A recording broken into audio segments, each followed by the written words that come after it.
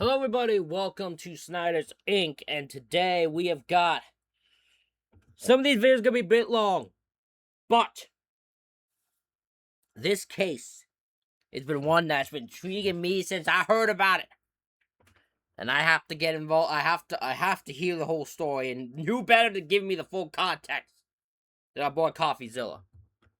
So this video is, I found the $200,000 missing Lego.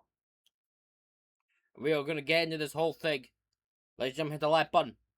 Hit the subscribe button. Comment section down below. Let's go. A $200,000 Lego collection went missing, causing a lot of you to ask me to find it. And after seeing the cops point guns at YouTubers, people get arrested and sued for $1.3 million, I decided enough was enough. Good on you. Looks like a case for the Good on you, CoffeeZilla. Enough is enough of that crap. So, I don't know if he'll give full context, so I'm assuming he will, but just so abbreviated, short-term context of it. A man brought his father's Lego collection into a place called Briggs and Minifigs, which I think in the United States is like the top spot for getting Legos sold. They took the franchisees of the thing, took it a consignment to sell, and then he'll get paid afterwards. The main thing of Briggs and Minifigs took over from the franchisees, and then refused to give the Legos back. If my thing is correct with that. So now it's just, where are the Legos? What the hell happened to? internet detective, this time in the $10 million Lego studio. So I talked to every suspect involved. What I found shocked me. What the bloody... Okay. We again some... What an intro! What an intro!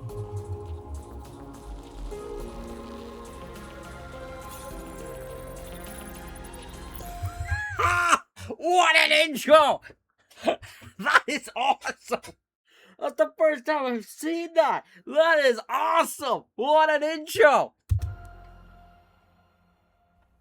Okay, before we can find these missing Legos, let's give some background. A massive Star Wars collection was put on consignment at a Lego store called Bricks and Minifigs in Salem, Oregon. Consignment just means the owner, Brian Mansell, gave it to a store to sell, and he was supposed to get a cut when it sold. The entire time, he maintained ownership of the collection, and a social media post estimated it to be worth about $200,000. But then, on November 14, 2024, everything went wrong. This was the night that Crystal and Ben Gorman, the prior franchise owners of the Salem store, got kicked out by this guy. That is Brandon Best. He and his partner Josh Johnson ran a sister store in Eugene, Oregon. And Brandon drove up that night to kick the Gormans out. Brandon and Josh would be taking over the franchise in Salem. And this is the exact moment the Legos go missing. As that store... So that is the abbreviated version of it. There's a channel, I forget the name of the channel. Someone named Ben. Someone might be able to remind me in the comments. I apologize. But he did like 2-part series with this. I think he even had 3 parts planned, but the thing then he got sued. But he had 2-part plan that very shows some corruptness with police. Oh boy, that looks sketchy as hell. Is getting handed over. The question is Brian's collection in it? Here's what the official Bricks and Minifigs press release reads. Quote, after taking over the store, we discovered a small number of sets valued between $2,000 to $5,000 that could be possibly related to Mr. Mansell's collection. But there's a problem here. There should be over 10 times that amount in this store, given their internal records and what we know the estimated value of this collection was. So if corporate's saying there was only $2,000 to $5,000 in the store, something happened to these Legos. But what? In order to solve this case, let's think about the suspects. First, who was there that night of the handover? It's only 3 people. Crystal and Ben Gorman, the former franchise owners, and Brandon Best, one of the new owners. These are our 3 biggest suspects, but they aren't the only ones. I want to address a few other suspects at the very start. Reckless Ben, that was his name. Reckless Ben, I saw that on the screen. Reckless Ben's the YouTube channel. I don't know if that's his channel name. I think it is, but that's his channel. That he did more on this. So if you want to know more, way more context, and you want to see how ridiculous this guy, check out his stuff. Start here. First of all, maybe this is just all the result of, plain old thieves breaking in. What about that possibility? Hi, I am Chris. I was the previous franchise owner who signed the collection agreement with Brian Mansell. And I'm Benjamin Gorman. I am the silent partner who's really bad at being silent. We did have a couple of break-ins at the store. Who is she? Who's the one in the middle here? Like, I don't even mean this to be just like, who is she? What? Who is she? Why is she? None of Brian's collections were in the police report or stolen during those. Okay, so the Gormans say emphatically it wasn't thieves, but if that's the case, what about the guy who was arrested? I mentioned at the beginning of this video, Reckless Ben. Yeah. This is the YouTuber who started it all. With a documentary, I tracked down the thief who stole $200,000 of Lego. Maybe it's the perfect crime. Make a video tracking yourself. Now, for our theory, it's worth noting Ben is currently facing a RICO lawsuit by Bricks and Minifigs. He was even targeted with a search warrant for stolen Legos. Included in the warrant are Legos. The owner reported overhearing conversations about possible stolen Legos. And on top of that, Reckless Ben was even accused of stealing the Legos by the current franchise owner. I stole the Legos? What do you think of the theory that it was Reckless Ben? He stole the Legos. It's absurd. We didn't even know Reckless Ben. He Yeah. had no interaction, no relation to us, no relation to the store. That doesn't hold any water. Okay, I'm gonna be honest. Apologies to the genius cops in Utah who play different. We play differently here.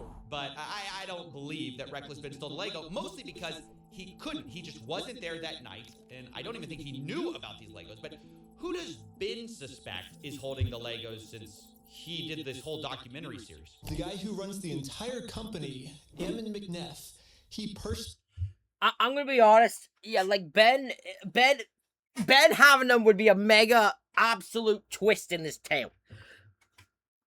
Consider the fact they don't know him. The previous franchisees don't know him. No one else knows that. Like, no, he didn't have no way to know about this. This collection. He then would have no way to steal them.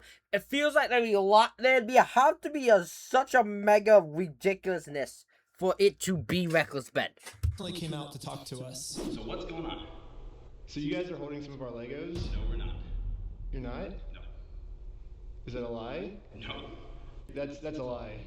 You did take the Legos. No. So we have, our attorneys have visited, like, again, so who's Brian Mansell. Okay, and who is that? He's a guy who had he had like $200,000 worth of Legos in your guys' store. Nope. Never happened. My name is Ammon McNeff. I am. Okay, well, why are you... See, that's a lie. That isn't a lie. That's a lie. Even if that's, like... Let's pretend, right? Let's let go of the fact that it's, Let's just even pretend the fact something happened to the Legos afterwards. You're straight lying by saying they never happened. They were in the store.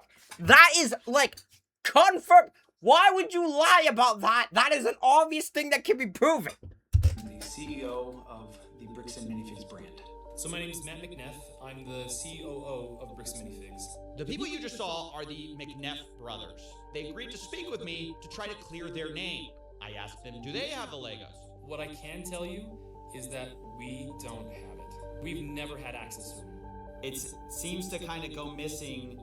Parts of it seem to go missing on November 14th. Well, and I guess that no, not at all. I'm going to say, like that is not accurate at all.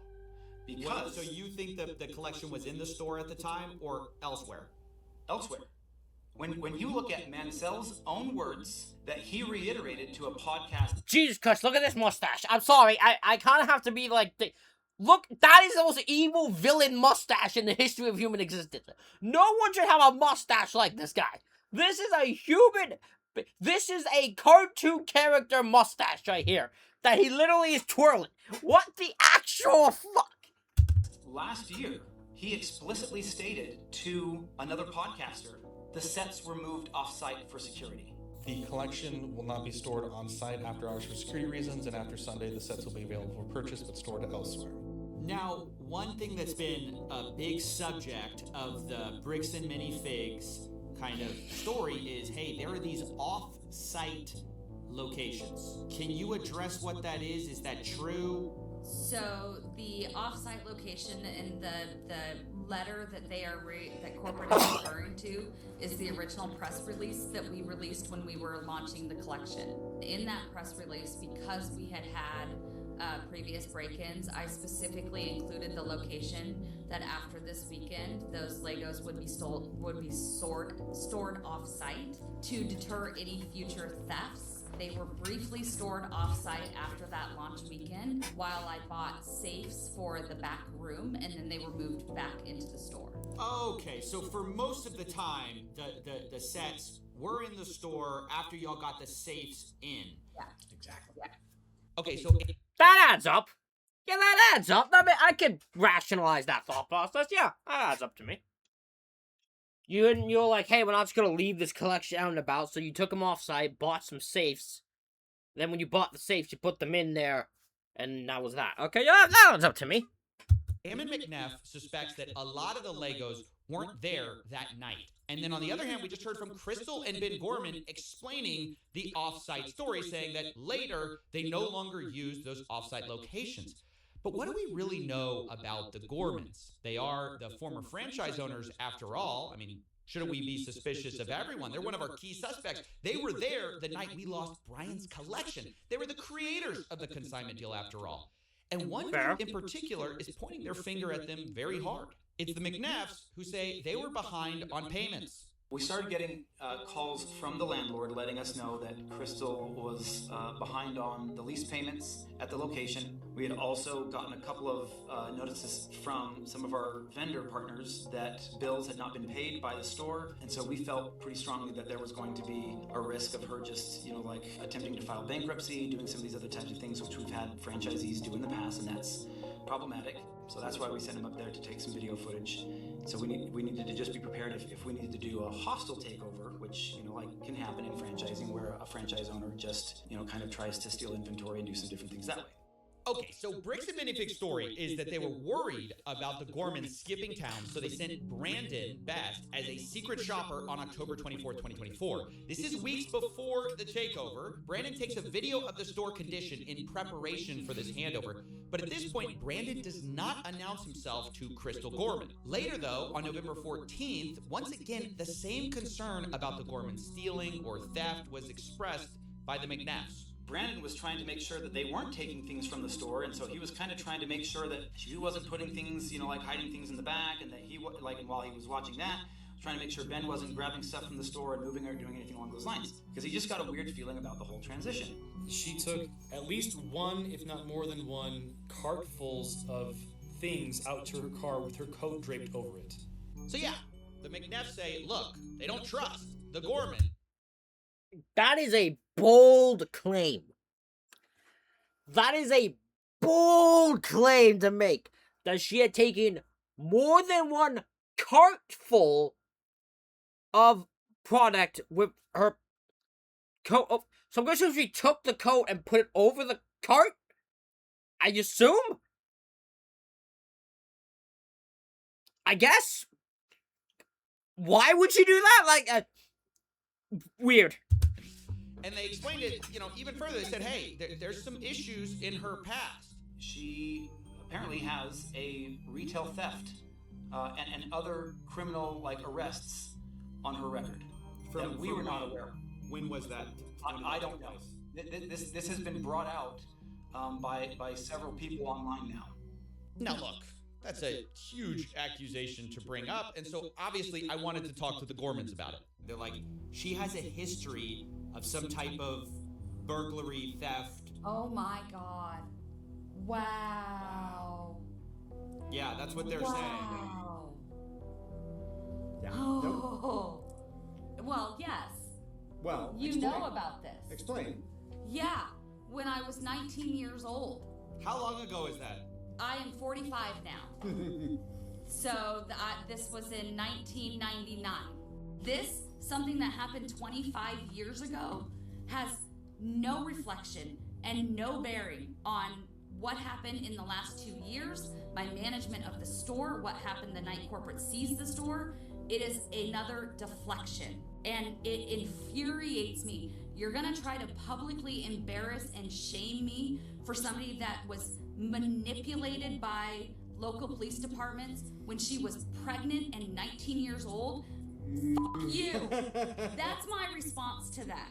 I am so sorry. You're gonna have to blur and cut a lot of this, but that pisses me off. I own what I have done. I own the mistakes that I have made. You cannot Oh my god, we got a dog battle going on behind him. intimidate and bully me into backing down when I know that legally and morally I am in the right and I have the evidence to back it up. Wow, this is getting kind of nasty and personal. Okay, so I let that finish before I paused it. So they are going on about she has a history of retail theft, which, okay, is a concern. I get that. But she's going on saying it's from 1999. And they are holding it against her in 2026. That's crazy. That is crazy. I will admit, like, that's from... Oh my god, so that's 20 something years ago? 25 years ago, I think, if my math's correct. Like, way over 25, that's crazy. That's genuinely crazy. At this point, and I just wanted to give people kind of their side, but at every turn, I hope you understand, I'm getting contradictory stories. Yeah, Down to clearly. if the McNeffs knew about her history in the first place. Like, they're bringing up something that I told them about. Wait, you told them? Told them. They asked me. They said they had no idea. They said if we knew, we would have never hired her. Because we would not have hired her had we known Okay, this. well, so, okay, this is it. So she's claiming they knew. They're claiming they had no clue and would never have hired her. Right, alright, so...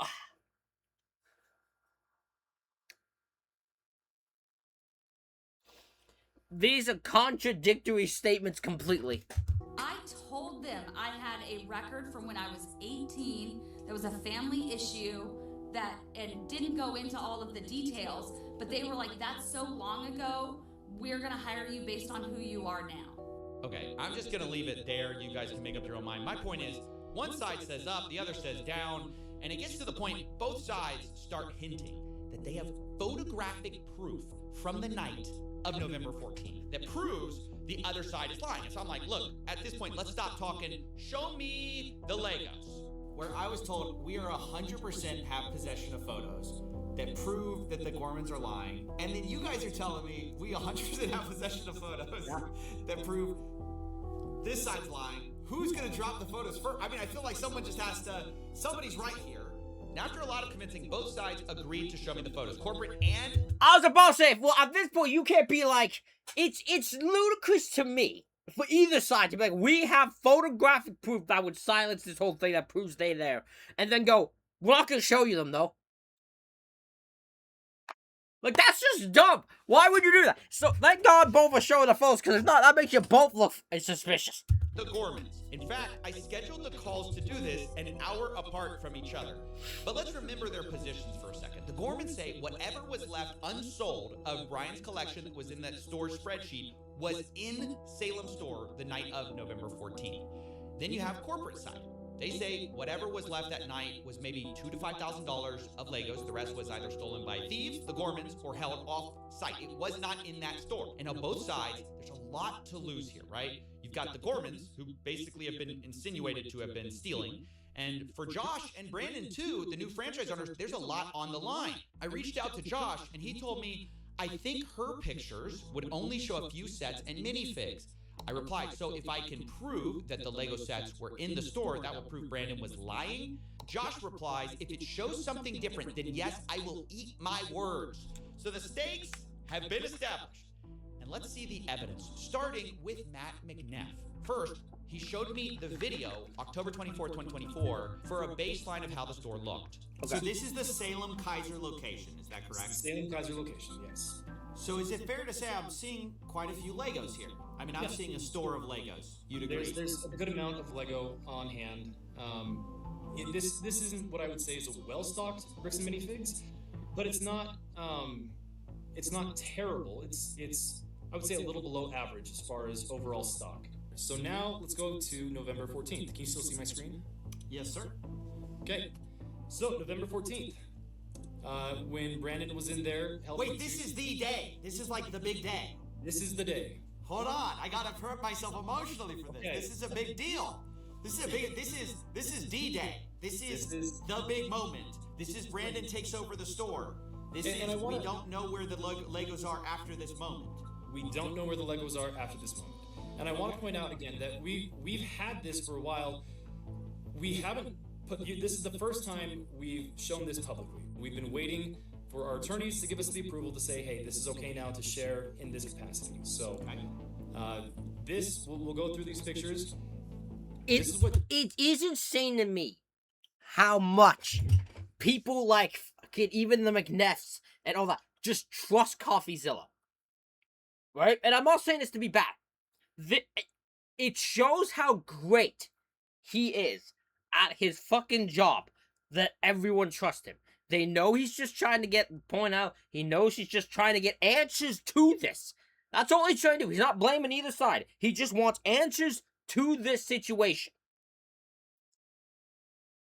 That is how respected this guy is. Brandon saw, he took pictures of everything in the store, all the inventory in the store. This is what the shelves look like compared to what you just saw a moment ago. Okay, so I'm seeing a lot less. Just to state the obvious, go back a little bit. Yeah. I'm seeing like way less. So yeah, the pictures I was being shown on November 14th, those shelves looked emptier than they did on the day of October 24th. But to be fair to the Gormans, they addressed the empty shelves themselves. As we get to the very end of this video in particular, right here, you'll see that empty space right here. So this is the retired and certified set section that we have to keep separate from the new in box current sets being sold by Lego.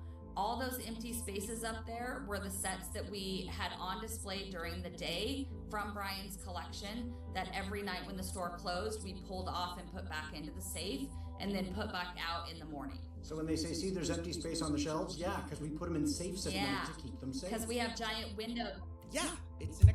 I'm about to say, in fairness, that's an actual answer that really check out. Hey, yeah, the store's closed. We're putting them in the safes. And they're just like, look, empty shelves. Yeah, because the fucking thing is, they're in safes. That adds up to me. Explanation that kind of makes sense given the history of burglary. Now, of course, this is something I had to ask the McNeffs about. Is this a case of, did y'all see Star Wars sets in the back? Did y'all not see the Star Wars sets in the back? Did he take, not in the back, but specifically in a safe? Like there were a bunch of Star Wars sets in a safe. Did Brandon see those? Has there been talk of those? Do you know what I'm talking about? Yeah. My understanding is that he took pictures of everything, and all those photos I showed you of the Star Wars were all the photos, or was literally all the Star Wars inventory in the store. Yeah, the McNeffs say all of the photos should be with Brandon of all the Star Wars items. And to be fair to them, they showed me a lot more pictures and even showed me a spreadsheet of all the Star Wars sets in the store the night Brandon took it over. And it valued to about like $5,000 to $10,000 or so. But then I had to ask. Oh, sorry, here's another kind of set. Okay. Do you think y'all have all of these? Very likely. Okay. Again, I'd be surprised if we didn't. But then I couldn't help myself. I started to bring up some of Crystal's photos to see if they matched up. Have you seen this before? Not that I recall. So do you see that? Yep. So do you see it's in like some kind of like a safe thing? I don't know if you can see the sides there. Looks like a bookshelf to me, but sure. Okay, sure, yeah. So I think the important thing is making sure that all of these are in the inventory for Mansell. Sure. Sure, that's cool. 75041. Yep. The Vulture Droid. 75169. 169 I'm not seeing, so there may be... Okay, so there's one that is not on our list. Let's try this. 10240. Okay, nope, not seeing that one either. What about 9493? 3. I don't see that one either. So maybe those were locked at the time, and Brandon did not get those pictures. All right, that's kind of a problem because the Gorman Yeah, that's a big problem. That's a giant problem. There's shit unaccounted for. had over 200 photos of this store. I definitely knew looking at these photos, there's a lot more Legos in the Gorman's photos, by quite a lot that Brandon's photos just didn't show. But corporate didn't really see it that way. But still, in the grand scheme of things, we're not talking, again, 10 times the amount of sets here. I don't know. I haven't shown all the photos yet. I don't know exactly how much. If there's a calculable figure that we can look at and say, great, this is what was there, I promise you, it's not $100,000 worth of Lego. And so where's the rest of it? You got me. I don't know. Maybe I'm a little too in my head about this U-Haul story. You don't think it could have been some U-Haul thing? There's no way.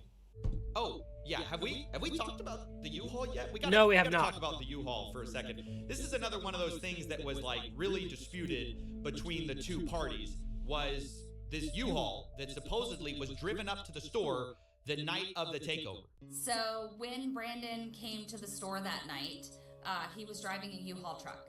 Now, in typical fashion, this was immediately disputed. Brandon showed up to the Salem store in a rental car.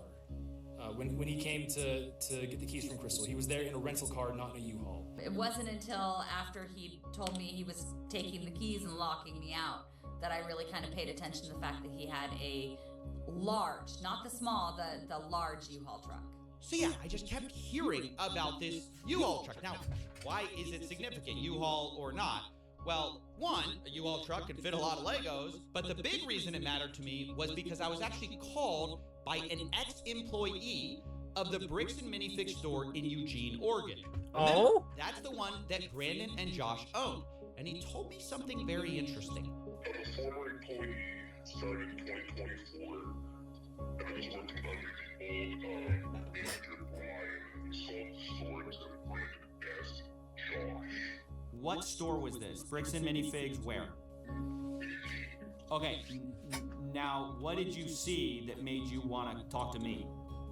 I saw Breakfast Ben's music video about the sales to closing down because I was talking to my co-workers about the situation of Salem, and we were told through other employees that it was just a bad area to work in. It was like haunted, if you will, is what was going around. But after seeing the video of Breakfast Ben, he exposed them, and it makes a lot more sense with what we dealt with Brandon and Josh. Like, oh, Crystal stole Lego sets and bolted out of the country. Who says that? Brandon S. told us. When he was dropping off all the Lego sets to us that night. It was like a bunch of used Lego sets that were like saran wrap. They had Star Wars City. They had a lot of stuff. It was like a medium-sized U-Haul truck. Wait, they brought a U-Haul truck. Yeah, from Salem, Eugene. And to Eugene, and it had a bunch of Star Wars sets on it? Yeah, Star Wars sets and everything. Even a bunch of new stuff too. Wait, and was this when they took over the store from Crystal? I believe so, yes. Yes, because he said that Crystal stole Legos and left the country. While he has a U-Haul of Legos? Yeah. Interesting. Weird. And he said, we're just gonna hold on to this stuff until corporate tells us where we got to distribute it. And we're like, oh, well, it makes more sense if we can say it because we're kind of directly with, the product to put on the shelves. Oh my gosh. We really gotta find out. Was there a U-Haul that night or not? Because That is crazy. So a former employee who apparently showed proof, like showed pay stubs and everything, that he worked there, so it's actually proven he is an employee, said that on either the day of or the day after they took over, a medium-sized U-Haul showed up at that location at the Eugene Briggs and Minifigs, full of Legos, including Star Wars Legos from, they believe, the collection. Oh, Brandon! Oh, you're a bunch of lying nurse! But we need proof of a U-Haul. Show me proof, CoffeeZilla, please! everybody's disagreeing about it. This Eugene, Oregon guy says, oh yeah, a U-Haul showed up with Star Wars sets in it. Brandon was talking about the Salem store. You've got Matt McNeff saying there was no U-Haul there. It was a rental car. You've got Crystal saying, yeah, I thought it was really weird. There was a U-Haul truck there. So I told the McNeffs, I really got to find out what the truth is here. If you know anything about it, let me know, because that's just something I heard. I do, and it has nothing to do with the Salem store. Well, at least not the Salem store in the way that it is there. Brandon showed up to the Salem store in a rental car. When he came to get the keys from Crystal, he was there in a rental car, not in a U-Haul. So when there was the handoff, there wasn't a U-Haul; it was a rental car. Correct. He was there in a rental car. Got it. Yeah. Okay. And I think any of the, like, if you were to look at the footage, the ring cameras, all that stuff, you won't see a U-Haul sitting anywhere in the parking lot. So after hearing all of this, I realized, look, I just gotta find the evidence. So I start sifting through these photos I have, right? I realize I have a parking lot photo. I check it. No U-Haul, just a red truck out there. I check another photo where you can see the window, but the problem is it's night outside, so you can't see. And so I'm looking at everything I can, and there's just nothing, And I have this alternate angle, I'm looking at that, and then... Oh, we got a U-Haul! That's a U-Haul, brother! I've taken a U-Haul to move. That is U-Haul! It says it right there. You have been caught, exposed, shenanigans at play! Zoom in on that photo. Bring up the brightness of this photo a little bit, and... wow. My gosh. There's a U-Haul in the parking lot right outside of the store the night of November 14th, 2024. This is something that Matt said he had seen footage of, and it couldn't be true. And again, I believe I have seen footage from that night that shows clearly out into the parking lot, and there's no U-Haul. After seeing this, I said, I really have to make a call. And that's when the story changed. Oh, Last night, I talked with Matt McNeff. I brought up this question of the U-Haul. He told me emphatically there was no U-Haul. Y'all came to me this morning, you said, hey, we looked into it, there actually was a U-Haul there that night. Can you clear up what that's about? Oh, he looked into the proof. He's like, hey, I found a U-Haul. He's like, yes, you're right. There was a U-Haul. Let us tell you the really long story, probably, of why the U-Haul has nothing to do with us. Am I correct with that? Oh, so there's actually two different things that are going on here, just to help you understand. I know this. And I don't know if you want this particularly not on the record, but we do know of a disgruntled former employee that worked at another location, that back on the 24th of October, there was a U-Haul that went to a storage unit in Salem for another previous franchisee, for a different situation that we had just, gone through some things, and he had it previously, hey, I have some inventory that I didn't turn over that I was supposed to. It's at this storage location. You guys can come pick it up. And so Brandon was sent on that day to pick up with a U-Haul inventory that then he moved down, but that was October 24th. So when we're talking about this ex-employee, you're saying they are conflating the October 24th event of the U-Haul coming up to Eugene. That doesn't even make sense, because the video... What? There is a U-Haul on the... These fuckers are idiots. With Star Legos, with some time after November 14th, after the store takeover. Is that correct? Am I understanding that? Yes. So this is now kind of a strange story. Corporate is saying there was a U-Haul at the Eugene store dropping off Lego, but that was from a different night, different collection. The CEO says Brandon showed up to Salem on October 24th for his secret shopper job. He doesn't even know what he's on about, man. He doesn't even know what, he's just saying things. With Crystal. And separately, he also was getting a different collection of Legos that also included Star Wars, and that's what he brought to the Eugene store and the former employee is remembering. Then, weeks later, on November 14th, Brandon supposedly shows up again with a U-Haul, but the reason isn't for hauling Legos. Brandon flew in to Eugene that night. At midnight. So on the flew from Utah on the 13th, but landed in Oregon on midnight of the 14th.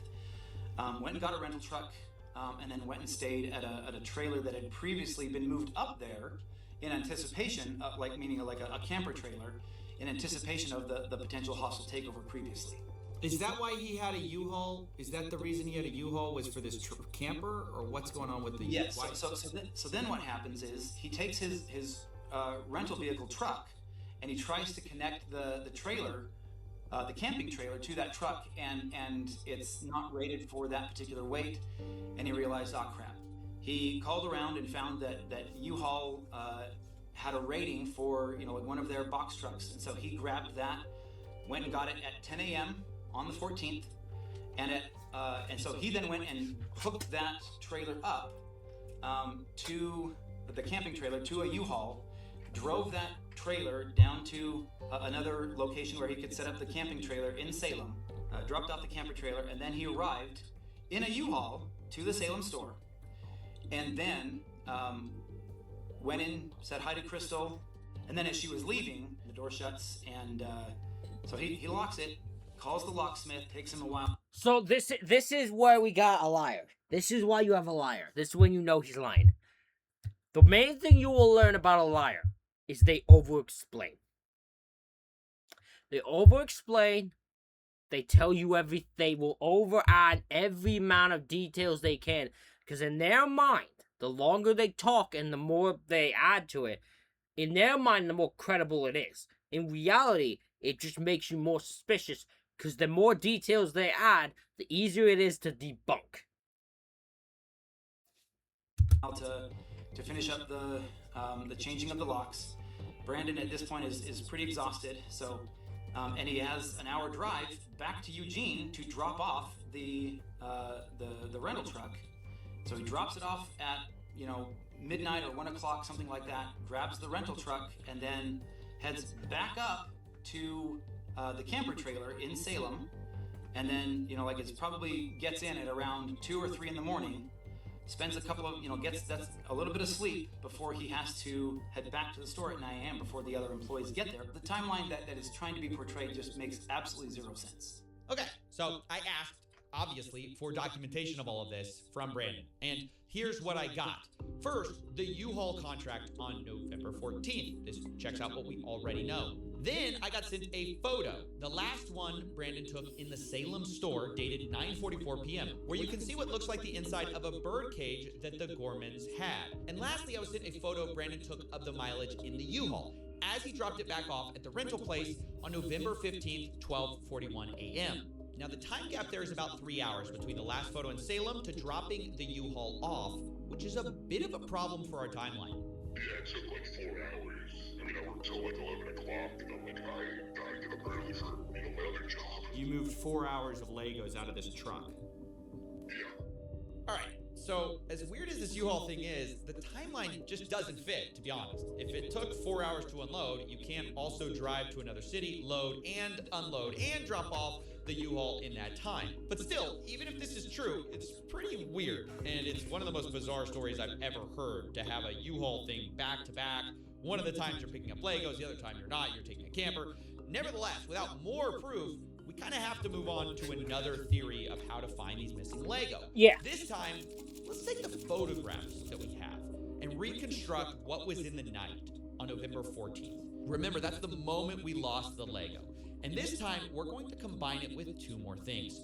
First, from corporate, I got the point of sale records from the Salem store from 2023 to 2024. And secondly, from Crystal Gorman, I got her internal records of Brian's inventory, of what was sold or not, in order to pay him and keep track of prices. Now, before we piece things together, I need to address something. At the beginning of this story, you saw the social post saying this collection was worth $200,000. That's what everyone knows this story as, the $200,000 Lego collection. But sadly, that post was entirely wrong. In Crystal Gorman's inventory, which has a high and low estimate value of these various Lego items, the real estimated value is about $107,000. They give high estimates and low estimates, but that's right there in the middle. And for simplicity, I'll just be using averages and estimates here, but understand that, these numbers are not firm, given that they're unsold Legos. It's just rough possibilities. But the point is, it's worth nowhere near $200,000. And Reckless Bin, the one who made the original video covering this, said that surprised him.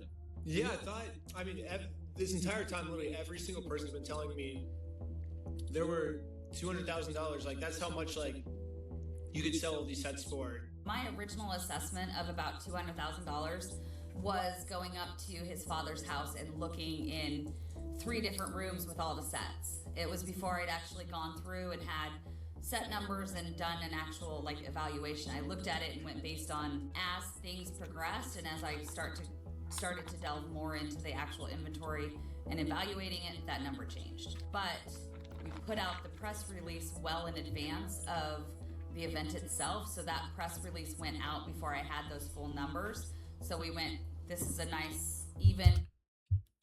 Why would you do that? Why would you do that? That's just weird. I don't mean to criticize that, but if there's one thing I'm doing, is I'm not putting out a press release for how much these things are worth until I know they're worth that amount. But maybe that's just me. Maybe I don't understand. I'm not a businessman, so maybe that's my fault. Number that will grab attention and bring people into the store, so we went with that. And still, to believe that is accurate at the high end. It was one of those things where when she was looking through and going, well, it says this and it says this, you don't think even at the high end? You haven't actually seen the spreadsheet. No, I haven't. You might want to cut that part out because he hasn't actually seen the inventory sheet. The spreadsheet says about from between 85,000 to 120 something thousand, and the midpoint about 107 or something like that of what was inventory. Does that sound right to you? Yeah. Yeah, so this has been a really big point of misinformation to clear up, because if we're ever going to find the missing Lego, we need to start with the right number, the right value. It's about $107,000. Now, between 2023 and 2024, the Gormans record sales of about $24,000 of Brian's collection in their inventory tracking list. And of those sales, Brian was entitled to about 65 to 70% of it. He was paid $17,000, which roughly tracks with that. Which means on November 14th, the big night, the remaining amount of Brian's collection that should have been in there is about $82,000.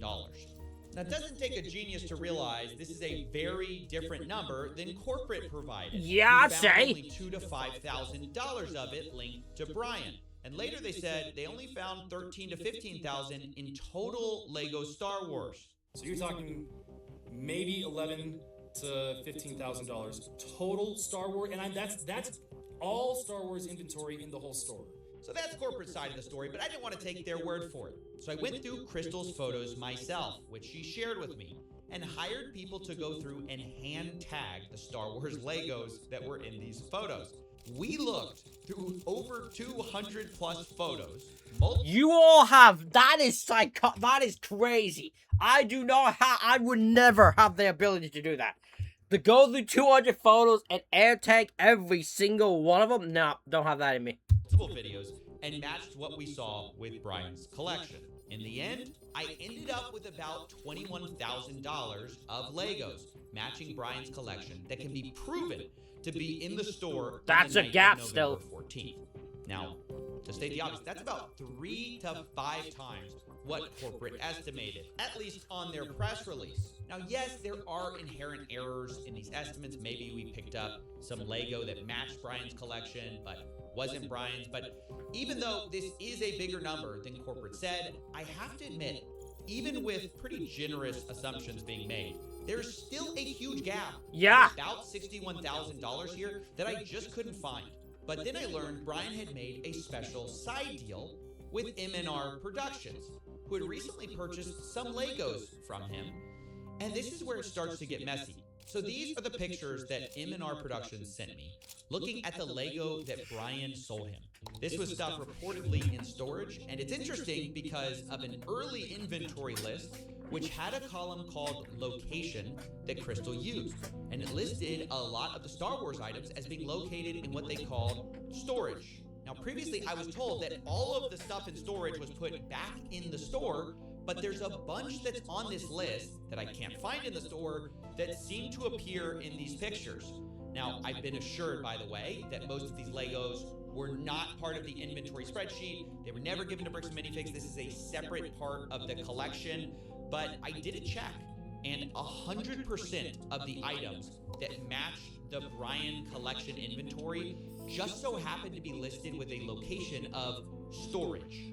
So this starts to make things incredibly fuzzy, and I'm inclined to believe that a lot of these are part of that same inventory list. Now, if we take that value of the side deal, that's about $10,000 to $20,000 that's not actually missing. Now, it was at this point I started looking more at the point of sales records. I realized maybe we could find some of this missing Lego there too.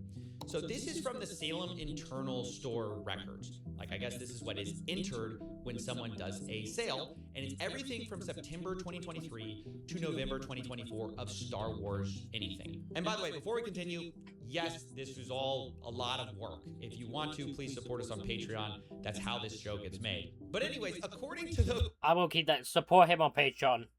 Guy's fun incredible, deserves all support. About $51,000 in sales went through during this time period in a way that matched Brian Mansell's collection.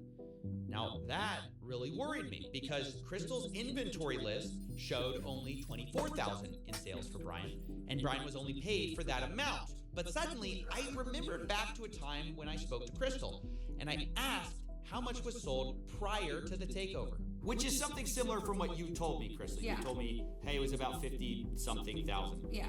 But Brian was only paid 17,000. Okay. And it should have been about double that. And I'm just trying to make sense of that, given that everyone's accusing each other of theft right now. You understand? I mean, without seeing any of those records, without seeing those individual tickets, I can't answer that any better. Okay, this is kind of a problem. The math ain't math in here. Yeah. 65 to 70% of 50,000 is almost double what we believe Brian was paid. And digging into the details, it turns out a lot of these sales come from what Crystal's spreadsheet actually categorizes as layaways, meaning they were marked as having been sold. Y'all do layaways of fucking Legos? What? I didn't even know people did layaways when it comes to shit like Legos. Alright. Learn something new every day, folks. But layaways are when someone puts a down payment on an item and later pays it off. But the problem was there were a lot of these, worth about $20,000 in layaway. And that felt a little strange to me. And because of that, I asked Josh Johnson, the incoming owner, and he responded, quote, there were 2 to 3 items on layaway when they took over. So on the list of that, on the inventory list, do you know about how many layaways? I haven't gone through and done a count, but I know it was vastly more than 2 to 3. It was about 98. That makes sense. So there were about... Hold on! You have 98 Yo, does people not just pay for shit? 98 layaways is ludicrous, I'm sorry. About $15,000 to $25,000 worth of sets on layaway. Okay. That's just the part that's surprising. That's the part that I can't get my head around. I go, how could, let me just be really honest. I don't believe there was that much layaway. I don't know. I don't know how that's possible. How could there be that much layaway? I don't know. It's like I don't believe, because I was talking to some people about Bricks and Minifigs. They go, yeah, there's some layaway. There's not that much layaway. I talked to people who were neutral, kind of on corporate side, but also people who were just normal Bricks and Minifigs people. They say there's not that much layaway. Help me understand why there's $20,000 worth of layaway here. Oh yeah, that's absolutely. If you talk to other Bricks and Minifigs locations, layaway is extremely rare. I think outside of the Brian's collection, I don't. Okay, good. I'm not crazy here. So then, why was there so much layaway there? No, absolutely not. Outside of Brian's collection, I think at the time we maybe had 2 used sets on layaway outside of his collection. Okay. It was not a common thing traditionally. I don't know that we'd ever done layaway before the collection came in. With Brian's collection, it was a little bit different because so much of this collection were new in box, all in one place, reasonably priced, and a lot of the harder to find items. And so customers would come in and put, I'm gonna guess probably half of those layaway items were not gonna be sold to the person who took them on layaway. Because we had several that would put them on layaway and then change their mind. So this was something like, somebody would come in and want 10 different sets, but only be able to buy 1. Can I put the rest of those on layaway so you don't sell them?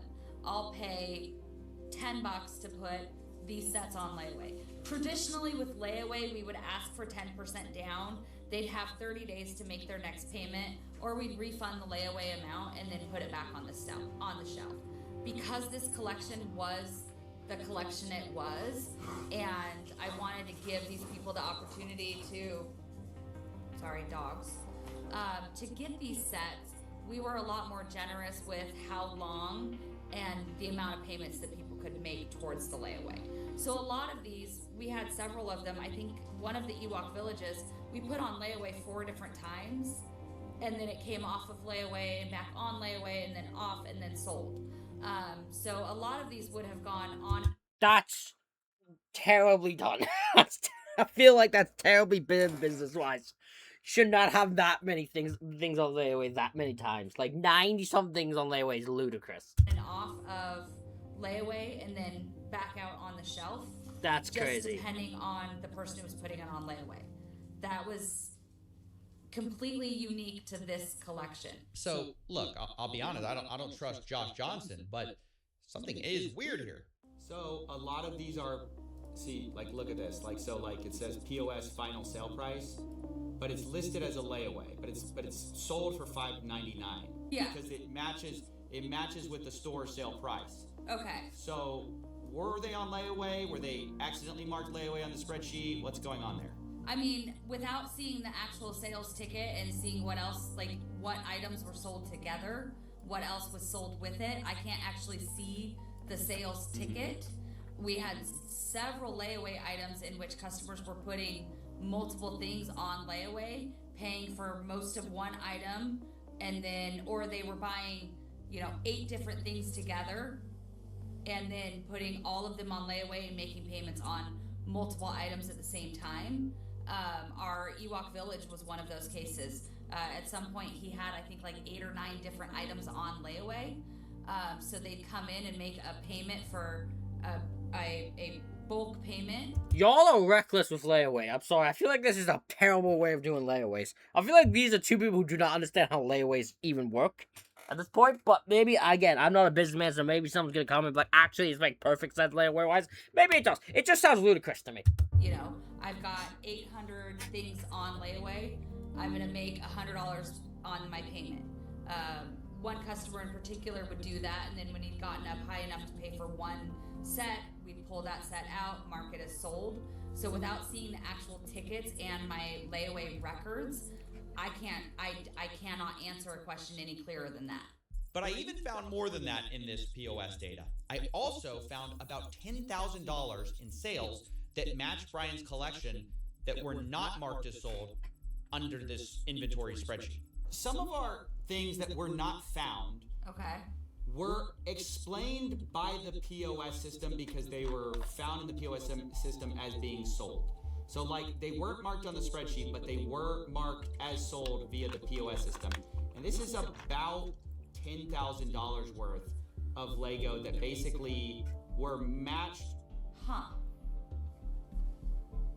See, and I don't know. Take anything happening from, let's see, sorry, I'm trying to do math here. I don't know without being able to see all of the records. There's a possibility that the consignments were ended when I wasn't at work and I just didn't go through and pull them up. They didn't get put in the consignment ticket. I hadn't gone through those consignments in a couple of months. I hadn't gone. Well, that's reckless. you if you have a consignment in that amount of money, you should always be checking that thing to make sure nothing's getting missed. Through the inventory in the back room in a couple of months.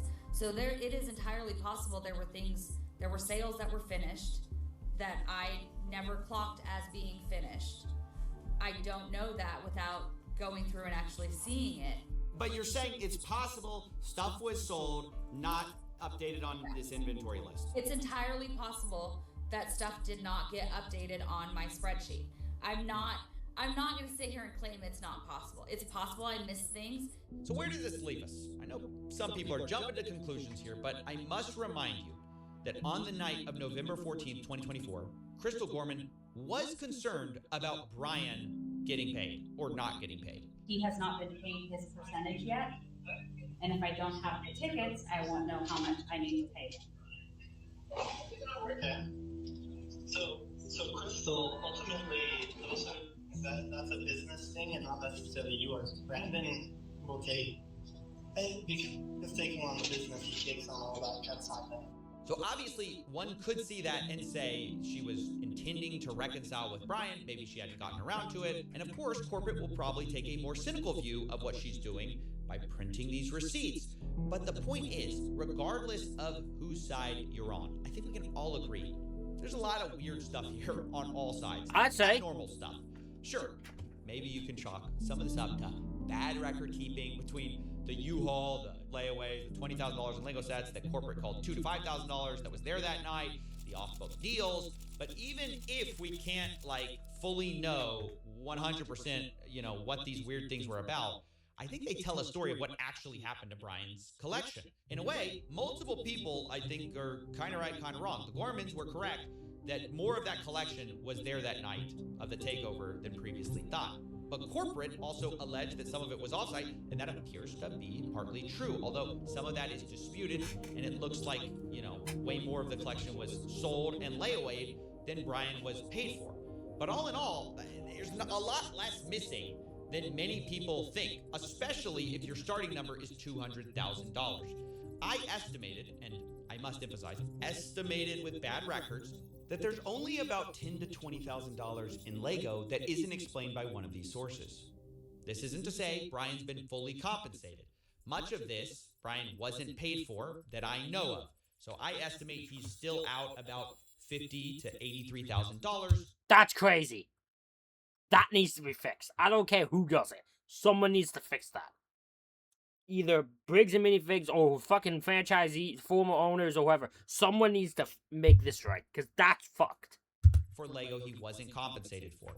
And I think, honestly, that's something that Bricks and Minifigs obviously should handle and make right. Regardless of what a franchisee does, the new one, the old one, the company behind it must stand behind their product, their service, and I can't imagine a better example of a company doing the opposite.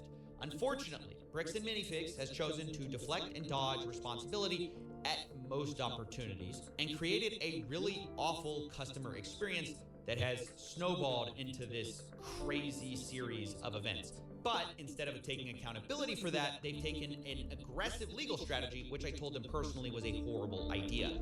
As of writing this, Brian Mansell is being sued for $1.3 million as part of a legal campaign against him and Reckless Ben and any of the associates. Remember, Brian is the same guy who lost all these Legos at Bricks and Minifigs store. And I told the CEO and COO that's ridiculous and they should drop this. Look, mistakes have been made by plenty of people here, but there's a lot more people who have inflicted self-owns, the likes of which we've rarely seen, by just choosing the worst possible path at every fork in the road. Yeah. No pun intended. But the best path to making things right, in my view, is by just making Brian whole and moving on. Drop the aggressive legal strategy. You are a late. That's what I'm saying. Just pay the guy and we all move on with our f***ing day. Pay the man what he is owed and move on. Why are you extending this more than you need to?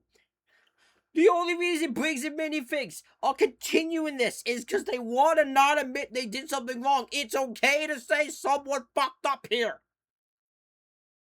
Everyone I think fucked up here. Y'all fucked up by lying about the U-Haul. They fucked up because they did terrible record keeping.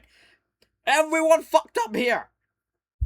Lego store, at the end of the day, you are supposed to be about fun, not about a rerun of Suits. But anyways, that's my investigation. Those are my closing thoughts. And I knew I wanted to approach everyone involved in this whole story with my results and see what they thought to close things out.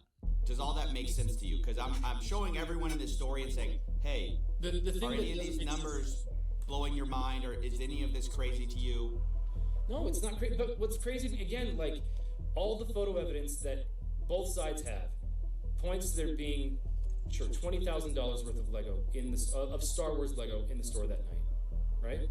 I don't know, man. I'm just like, can people understand maybe why there was some confusion and why there was some hesitation when somebody comes in and says, "Hey, you owe me $60,000 worth of product in Lego," and we go, "We don't even know who you are." Like, yeah, Crystal mentioned something about consignment on her way out the door.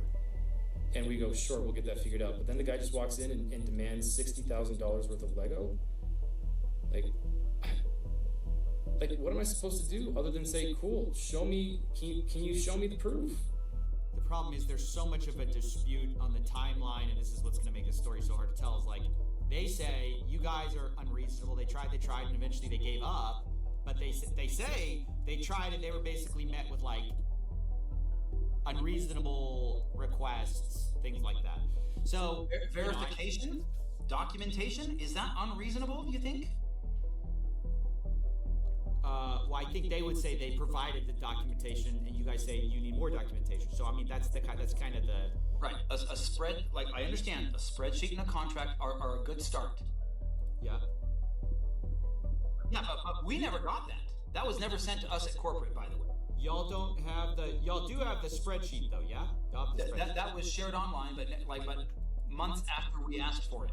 It says I'm so confused. It says I'm on the file right now. It says storage used, owned by BAM Franchising Inc. Owner Salem.or bricksandminifigs.com. What are you looking at? It says owner Salem.or at bricksandminifigs.com. That's you guys. It says owned by BAM Franchising Inc. It says created September 6, 2024. When I look at it, this is the Mansell list, I believe. So this would have been created under, like, so we have the But y'all definitely have this. Y'all have access to this. Well, I had no idea. Like, so if this is the first that anybody has shown me that a spreadsheet was created using, like, Bricks and Minifigs, Salem, like, and all of this stuff was archived. This is the first I've seen that this spreadsheet was created by Crystal. And we don't know how accurate it is, how up to date it was. We don't know a lot of those types of things. And understand, I appreciate you sharing this with us because we had no idea. Again, you don't know what you don't know. And you can't, like, we don't know everything. And we don't go, like, looking in every nook and cranny everywhere. Like, we just don't know some of those things. So if that's there, we can now have our team go look for that. When it comes right down to it, they're going to have to make a judgment call and say, who's telling the truth? The people who were taking all the pictures and say, and we couldn't take pictures of everything the night of, but we're being honest consistently, and the people who are saying, there was $5,000 there.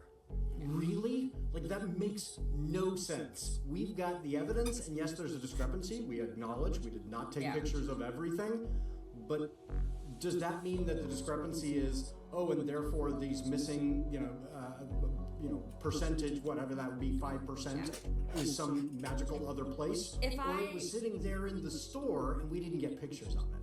If I messed up on my record keeping, I will take accountability for that. It's possible. If my staff didn't draw attention that consignments had left out, so I'd move them to the thing. Any of that, I will take accountability to that. I am more than willing to do that. I need BAM to show me those tickets. As they promised to do. I will sit down with Brian and talk this over and figure out what we missed and where it was missed and how it was missed and make that right with him. I mean, that's new information no one's ever found out, so that's like awesome. They're gonna lose hundreds of millions of dollars because of their own wrongdoing. They're literally gonna destroy their entire company because they're this stubborn over maybe $20,000 worth of Lego. Sure, I'll be keeping you in the loop with what Nice. I'm excited. This was good work. My other final thoughts is, dude, you solved it, dude. That's awesome.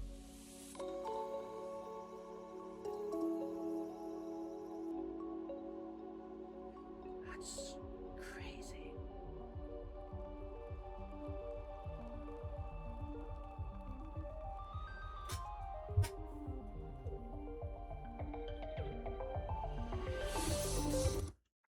This is all just went haywire.